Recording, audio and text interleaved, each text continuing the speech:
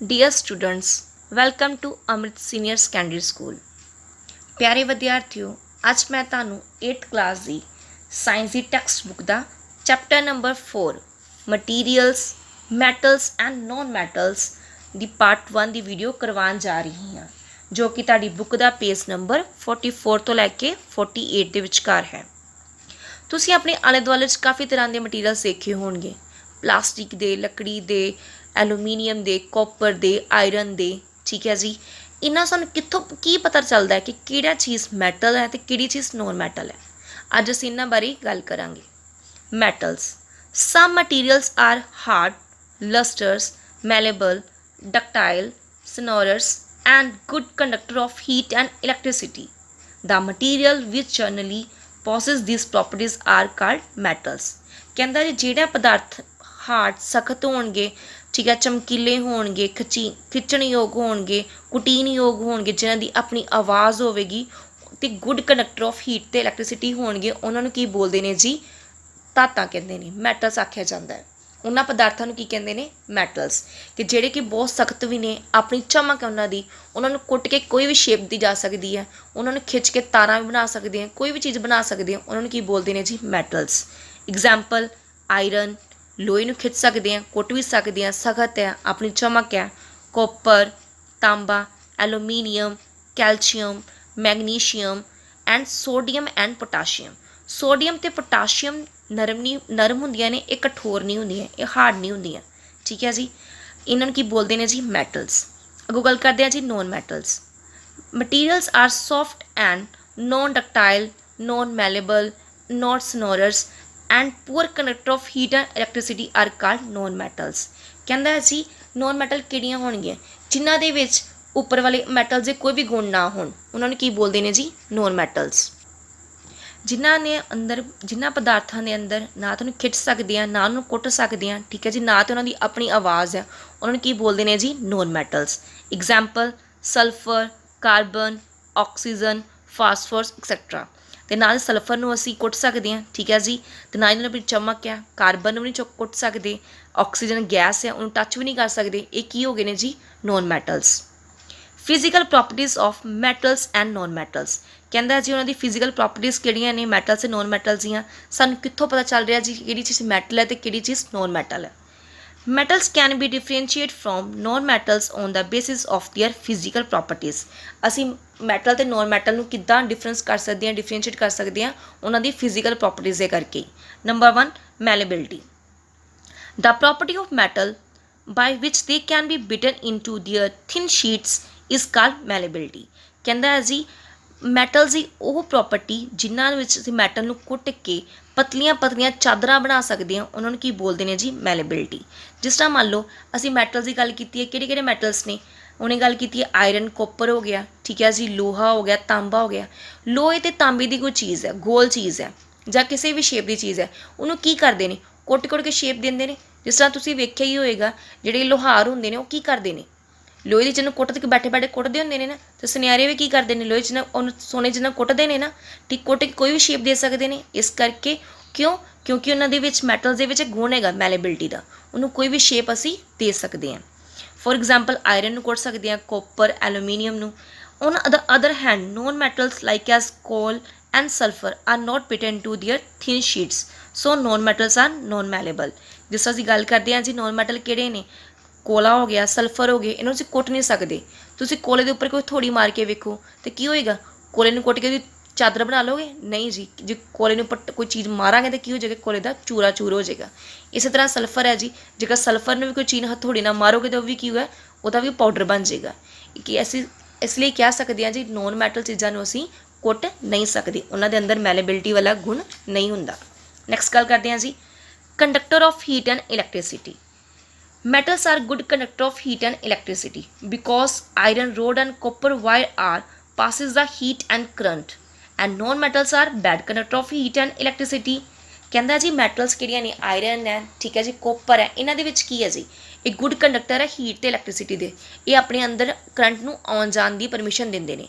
ਕਿਉਂਕਿ ਤੁਸੀਂ ਆਪਣੇ ਘਰਾਂ ਵਿੱਚ ਵੇਖਿਆ ਹੋਏਗਾ ਵਾਇਰਸ ਲੱਗੀਆਂ ਨੇ, ਇਹ ਕਾਹਦੀਆਂ ਹੁੰਦੀਆਂ ਨੇ? ਬਾਹਰਾਂ ਦੇ ਉੱਪਰ ਪਲਾਸਟਿਕ ਦੀ ਕੋਟਿਡ ਕੀਤੀ ਜਾਂਦੀ ਹੈ। ਇਹ ਕਿਉਂ ਕੀਤਾ ਜਾਂਦਾ? ਤੁਹਾਨੂੰ ਮੈਂ ਪਿਛਲੇ ਚੈਪਟਰ ਸਮਝਾਇਆ ਸੀ। ਥਰਡ ਚੈਪਟਰ ਅਸੀਂ ਗੱਲ ਕਰ ਚੁੱਕੇ ਹਾਂ ਕਿ ਪਲਾਸਟਿਕ ਦੀ ਉੱਪਰ ਕੋਟਡ ਕਿਉਂ ਕਰਦੇ ਨੇ? ਅੰਦਰ ਕੀ ਹੁੰਦਾ ਹੈ? ਇਹ ਤਾਰਾਂ ਕਾਹਦੀਆਂ ਬਣੀਆਂ ਹੁੰਦੀਆਂ? ਕੋਪਰ ਦੀਆਂ ਬਣੀਆਂ ਹੁੰਦੀਆਂ ਨੇ ਜਾਂ ਆਇਰਨ ਦੀਆਂ ਬਣੀਆਂ ਹੁੰਦੀਆਂ ਨੇ। ਕਿਉਂ? ਕਿਉਂਕਿ ਕੀ ਨੇ ਜੀ good conductor of heat, electricity and, ਇਸ ਕਰਕੇ ਇਹਨਾਂ ਨੂੰ ਤਾਰਾਂ ਯੂਜ਼ ਕੀਤੀਆਂ ਜਾਂਦੀਆਂ। ਪਰ ਨੋਨ ਮੈਟਲਸ ਕਿਹੜੇ ਨੇ? ਸਲਫਰ ਹੋ ਗਿਆ, ਕੋਇਲ ਹੋ ਗਿਆ, ਇਹਨਾਂ ਦੇ ਪੀਸਿਸ ਨੂੰ ਕੀ ਕਰਦੇ ਹੋ? ਇਹਨਾਂ ਦੇ ਅੰਦਰ ਕਰੰਟ ਲੰਘ ਸਕਦਾ? ਵੁੱਡ ਦੇ ਅੰਦਰ ਕਰੰਟ ਲੰਘ ਸਕਦਾ? ਨਹੀਂ ਜੀ, ਕਿਉਂਕਿ ਇਹ ਆਪਣੇ ਅੰਦਰ ਕਰੰਟ ਨੂੰ ਆਉਣ ਜਾਣ ਦੀ ਪਰਮਿਸ਼ਨ ਨਹੀਂ ਦਿੰਦੇ। ਇਸ ਕਰਕੇ ਅਸੀਂ ਕਹਿ ਸਕਦੇ ਹਾਂ ਜੀ ਇਹ ਕੀ ਨੇ? Bad conductor of heat and electricity ਨੇ। Ductility, the property of metals by which it can be drawn into wires is called ductility। ਕਹਿੰਦਾ ਹੈ ਜੀ ਮੈਟਲਸ ਦਾ ਉਹ ਗੁਣ ਜਿਨ੍ਹਾਂ ਨੂੰ ਅਸੀਂ ਕੁੱਟ ਕੇ ਤਾਰਾਂ ਬਣਾ ਸਕਦੇ ਹਾਂ, ਖਿੱਚ ਕੇ ਤਾਰਾਂ ਬਣਾ ਸਕਦੇ ਹਾਂ, ਠੀਕ ਹੈ ਜੀ, ਉਹਨੂੰ ਕੀ ਬੋਲਦੇ ਨੇ? ਡਕਟਿਲਿਟੀ ਬੋਲਦੇ ਨੇ। ਅਸੀਂ ਹੁਣੇ ਗੱਲ ਕੀਤੀ ਹੈ ਜੀ ਮੈਟਲਸ ਕਿਹੜੇ ਨੇ? ਆਇਰਨ ਹੈ, ਕੋਪਰ ਹੈ, ਐਲੂਮੀਨੀਅਮ ਹੈ। ਇਹ ਬਹੁਤ ਜ਼ਿਆਦਾ ਹਾਰਡ ਹੁੰਦੇ ਨੇ, ਪਰ ਜੇਕਰ ਇਹਨਾਂ ਨੂੰ ਕੁੱਟਿਆ ਜਾਵੇ, ਠੀਕ ਹੈ ਜੀ, ਇਹਨਾਂ ਨੂੰ ਖਿੱਚਿਆ ਜਾਵੇ, ਅਸੀਂ ਤਾਰਾਂ ਦੀ ਸ਼ੇਪ ਬਣਾ ਸਕਦੇ ਹਾਂ। ਇਹ ਸਿਰਫ ਗੁਣ ਕਿਹਦੇ ਅੰਦਰ ਹੈ? ਮੈਟਲਸ ਦੇ ਵਿੱਚ ਹੈ। On the other hand non metals are non ductility because oxygen and sulphurs are not drawn into wires. ਕਹਿੰਦਾ ਜੀ ਨੋਨ ਮੈਟਲਸ ਕੀ ਨੇ? ਇਹ ਡਕਟਿਲਿਟੀ ਨਹੀਂ ਹੋ ਸਕਦੇ, ਕਿਉਂਕਿ ਜਿਸ ਤਰ੍ਹਾਂ ਆਕਸੀਜਨ ਦੀ ਗੱਲ ਕੀਤੀ ਹੈ, ਇਹ ਕੀ ਹੈ ਤਾਂ ਨੋਨ ਮੈਟਲਸ ਹੈ, ਪਰ ਇਹ ਆਕਸੀਜਨ ਹੁੰਦਾ ਕਿਹਦੀ ਫਾਰਮ 'ਚ ਹੁੰਦੀ ਹੈ? ਗੈਸ ਦੀ ਫਾਰਮ 'ਚ ਹੁੰਦੀ ਹੈ। ਅਸੀਂ ਇਸ ਨੂੰ ਖਿੱਚ ਸਕਦੇ ਹਾਂ? ਨਹੀਂ ਜੀ। ਸਲਫਰ ਕੀ ਹੈ? ਇਹਨੂੰ ਅਸੀਂ ਖਿੱਚ ਨਹੀਂ ਸਕਦੇ, ਜਿਹੜੀ ਸ਼ੇਪ 'ਚ ਹੁੰਦਾ ਨਾ ਉਸੇ ਸ਼ੇਪ 'ਚ ਰੱਖਣਾ ਪੈਂਦਾ ਹੈ। ਗੱਲ ਕਰਦੇ ਹਾਂ ਜੀ ਸਟੇਟ, ਉਸਦੀ ਅਵਸਥਾ। Metals are solid at room temperature. ਕਹਿੰਦਾ ਜੀ ਮੈਟਲ ਸਾਰੀਆਂ ਸੋਲਿਡ ਹੁੰਦੀਆਂ ਨੇ, ਭਾਵੇਂ ਰੂਮ ਟੈਂਪਰੇਚਰ ਦਾ ਰੱਖ ਤੋਂ ਕੀ ਹੋਣਗੀਆਂ? ਸਖਤ ਹੋਣਗੀਆਂ। But mercury are liquid at room temperature. ਕਹਿੰਦਾ ਜੀ ਪਰ ਇੱਕੋ ਹੀ ਸੋਲਿਡ, ਇੱਕੋ ਹੀ ਚੀਜ਼ ਹੈ ਮੈਟਲਸ ਦੀ, ਜਿਹੜੀ ਕਿ ਰੂਮ ਟੈਂਪਰੇਚਰ ਦੇ ਉੱਪਰ ਕੀ ਹੁੰਦੀ ਹੈ? ਪਾਣੀ ਵਾਂਗ ਦੀ ਫਾਰਮ 'ਚ ਹੁੰਦੀ ਹੈ। ਜਿਵੇਂ ਤੁਸੀਂ ਬਿਮਾਰ ਪੈਂਦੇ ਹੋ, ਠੀਕ, ਡਾਕਟਰ ਦੇ ਕੋਲ ਜਾਂਦੇ ਹੋ, ਡਾਕਟਰ ਤੁਹਾਨੂੰ ਥਰਮਾਮੀਟਰ ਦਿੰਦਾ ਹੈ ਨਾ, ਥਰਮਾਮੀਟਰ ਦੇ ਵਿੱਚ ਜਿਹੜਾ ਪਾਣੀ ਹੁੰਦਾ ਉਹ ਕੀ ਹੈ? ਮਰਕਰੀ ਹੈ। ਤੁਸੀਂ ਵੇਖਿਆ ਹੋਗਾ ਕੀ ਹੋਗਾ? ਪਾਣੀ ਦੀ ਫਾਰਮ 'ਚ ਹੈ ਨਾ, ਹੈ ਤੇ ਉਹ ਮੈਟਲ ਹੀ ਹੈ, ਪਰ ਹੈ ਕੀ? ਉਹ ਪਾਣੀ ਦੀ ਫਾਰਮ 'ਚ ਹੈ।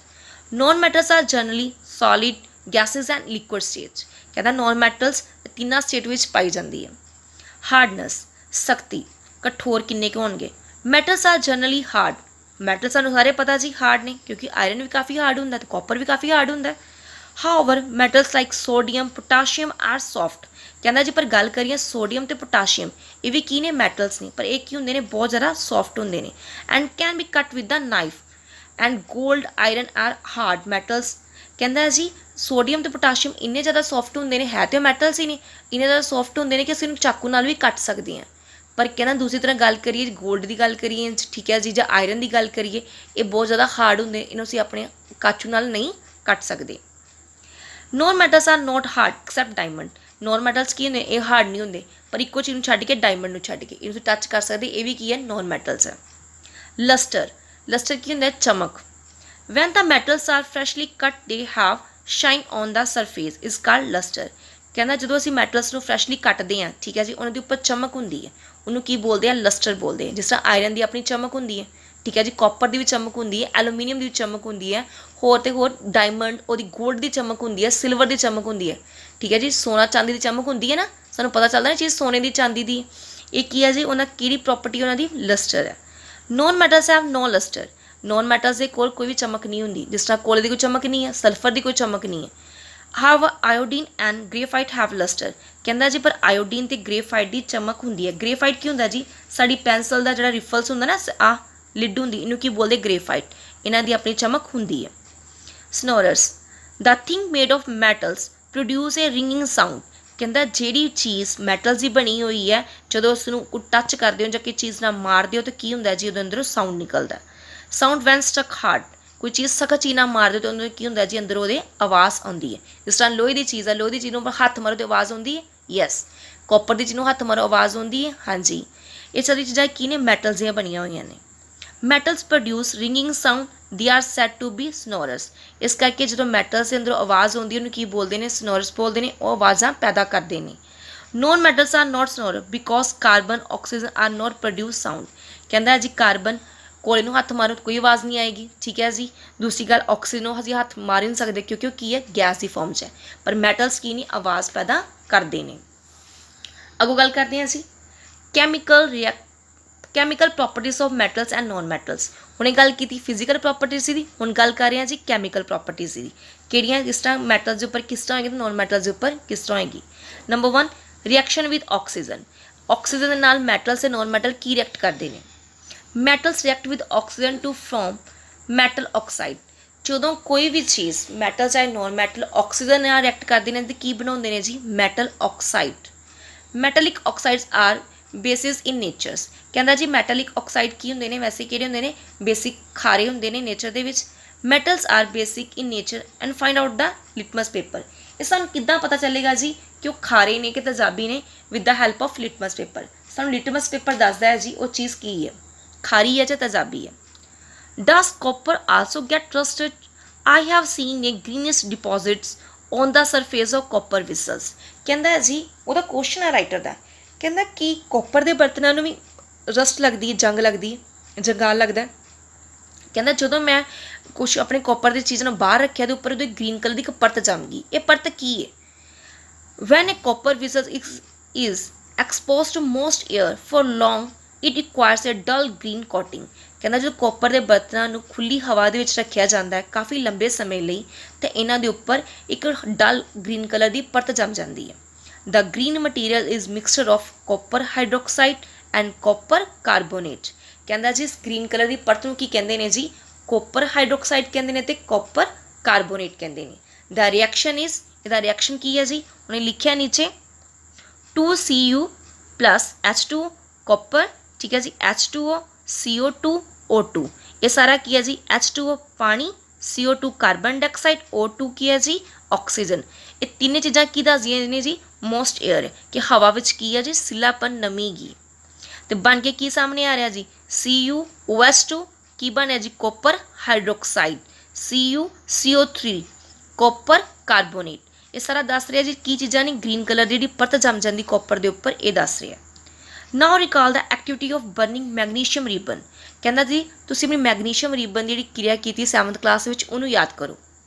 The ash obtained on burning magnesium ribbon is dissolved in water and tested for this acidic basic nature by litmus paper। ਕਹਿੰਦਾ ਜੀ ਜਿਹੜੀ ਉਹਨੂੰ ਰਿਬਨ ਨੂੰ ਸਾੜਿਆ ਸੀ ਉਹ ਜਿਹੜੀ ਸਵਾਹ ਸੀ ਉਹਨੂੰ ਪਾਣੀ ਦੇ ਵਿੱਚ ਘੋਲੋ, ਫਿਰ ਦੱਸੋ ਕਿ ਇਹ ਜਦੋਂ ਪਾਣੀ ਦੇ ਵਿੱਚ ਘੁਲ ਜਾਂਦੀ ਹੈ ਤੇਜ਼ਾਬੀ ਹੈ ਜਾਂ ਖਾਰੀ ਹੈ। ਇਹ ਸਾਨੂੰ ਕਿੱਥੋਂ ਪਤਾ ਚੱਲੇਗਾ, ਲਿਟਮਸ ਪੇਪਰ ਦੇ ਉੱਪਰੋਂ। The red litmus paper turns blue।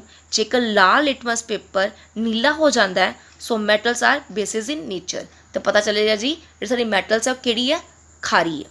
ਜੇਕਰ ਲਾਲ ਲਿਟਮਸ ਨੀਲਾ ਹੋ ਰਿਹਾ ਤੁਹਾਨੂੰ ਪਤਾ ਚੱਲ ਰਿਹਾ ਜੀ ਕਿਹੜੀ ਹੈ, ਖਾਰੀ ਹੈ। Non metals react with oxygen.